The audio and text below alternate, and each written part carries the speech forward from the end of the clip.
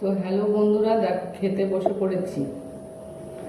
আর আজকে খাচ্ছি ঘি দিয়ে, আলু দিয়ে, আর হচ্ছে কুমড়ো দিয়ে সিদ্ধ ভাত।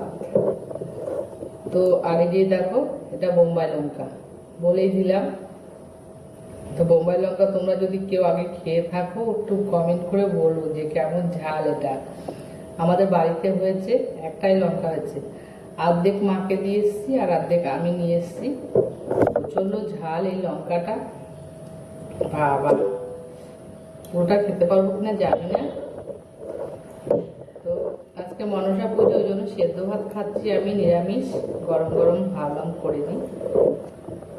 তো যাই হোক, তোমরা সবাই খুব ভালো থেকো, সুস্থ থেকো, যা চলছে দিনকাল খুব সাবধানে থেকো।